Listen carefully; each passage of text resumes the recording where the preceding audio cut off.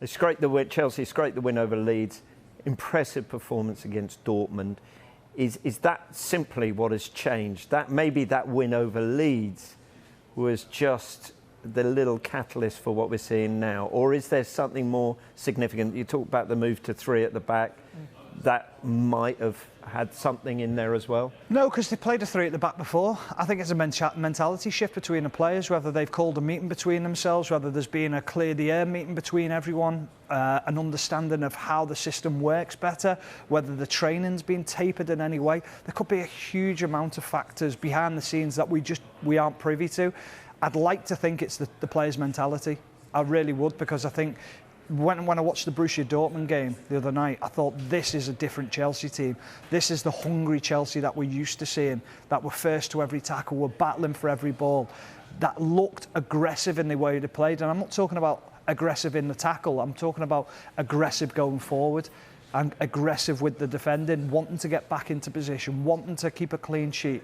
Whereas I haven't felt they've had that before, or for the last few weeks anyway. But that was back to the best. And then that confidence come from that game leading into the Leicester game. I thought they were brilliant against Leicester. I think Leicester were poor, but Chelsea made them look very poor. Has Graham Potter changed his stance here? Because there was always this idea of, you know, he's got his DNA, the way he wants to play. Has he sat there and looked at it and gone, actually, maybe I need to change my thinking a little here and change the way I approach games? I think sometimes when you're on like a run like they were on, the pressure is on. Sometimes you do. You've got to reflect on yourself and your own management and your own coaching. He's obviously got a style and a way of playing that he wants to play.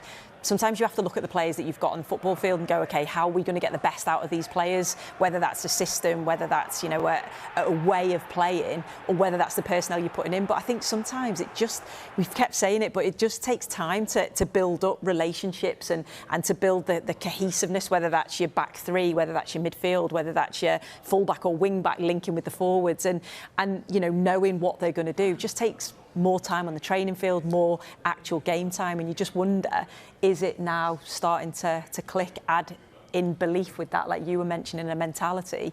It could be the turning point for Chelsea. What is acceptable for the Chelsea fans this season?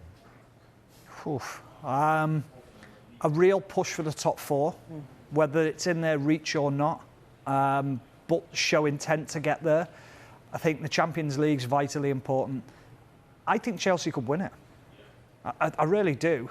That might surprise you, but why can't they? You look at the players that Chelsea have got. They have got players that are capable of winning games and winning big games as well. They've got players who've just won the World Cup. They've got players who've won the Champions League already. The only difference is, and I'm sort of contradicting myself a little bit, they haven't got a manager who's been in the depths of the Champions League. They didn't when Di Matteo won it. It's all about the team morale and what you're building. This could be the perfect time to go on a run to win a Champions League. There's no reason why they can't. Paris Saint-Germain have gone out. One of Liverpool or Real Madrid's going to go out. It looks like it probably will be Liverpool, judging on the scoreline.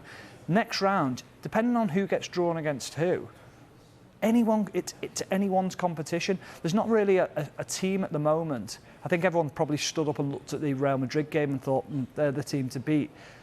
But Bayern Munich are a good team, but there's not a team that's like blowing everyone away where you'd sit back and go, oh, we can't beat them. They're unbeatable. So why can't they think that way?